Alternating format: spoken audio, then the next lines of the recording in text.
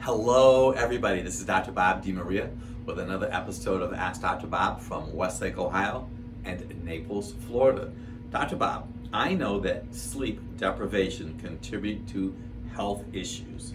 And my problem is not really sleep, but it's getting up to go to the bathroom at night. Now, I didn't know if this was a male or a female, more than likely a male.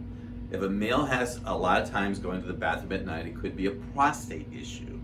I also know, and I had seen this happen firsthand experience, is that if you're drinking sparkling water tends, for whatever reason, to make people go to the bathroom a bit more at night. If it's a gentleman, you might want to have your prostate checked. You might want to contact us. We could do some testing for you. If it's a lady, you want to make sure that you don't have a chronic UTI, and we could do a urine test for you to help you out in that regard. It was a great question. Dr. Bob, can you tell me what causes the cracks or the grooves in the tongue and how to heal them? Well, I know, and I've seen this over time, that sometimes a lack of B vitamins can do that. You could have toxicity going on inside of your body. When I was studying for my Doctor of Natural Health degree, they talked about a thick pasty tongue, and it was called ALMA. So I would try some B vitamins. You may consider a complete blood count to see if you have any type of a low-grade infection going on inside of your body. Dr. Bob, my brother is losing some of his teeth due to bone loss, and what could be the cause? He also takes high blood pressure and he drinks alcohol. Well, the blood pressure meds, you want to look up, because I don't know which med he's taking. If he's taking a diuretic, that could be a part of the problem. If he's drinking alcohol, he could have a liver compromise. So I know that you have to have a proper calcium phosphorus balance. We talk about that in Dr. Bob's Drugless Guide to Prevent Surgery in the cataract chapter. You might want to do a OptiChem to check that calcium phosphorus ratio. You should have 4 parts calcium, 1 part phosphorus. If you have too much phosphorus, you're going to erode teeth and the calcium with the teeth. Very good question, by the way.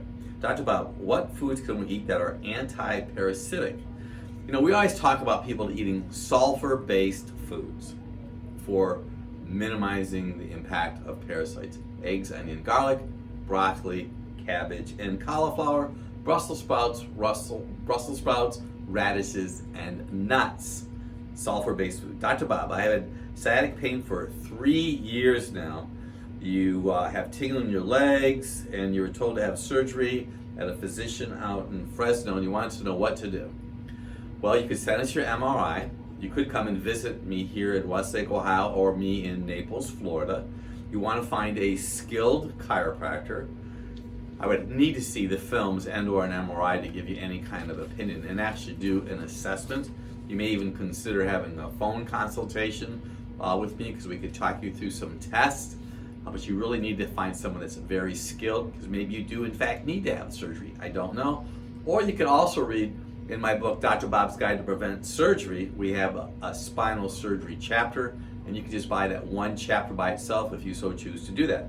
Dr. Bob, how do I cure my ADHD? Well, I like to use the word manage ADHD, and I wrote a book on it. It's called Dr. Bob's Guide to Stop ADHD in 18 Days. It comes down to fat metabolism.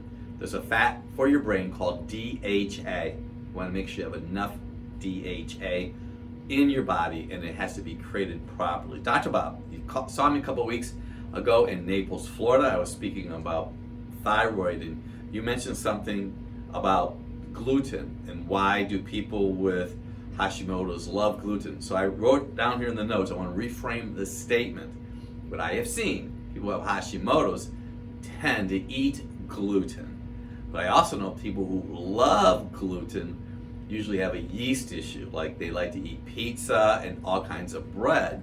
So the yeast issue causes your body to crave more yeast, which is going to be bread, and gluten, which plugs up the little villi in your intestines so you cannot not absorb nutrients, and it causes this cascade and eventually, potentially, a leaky gut syndrome. Then your body starts attacking itself. So you want to go back and listen to this.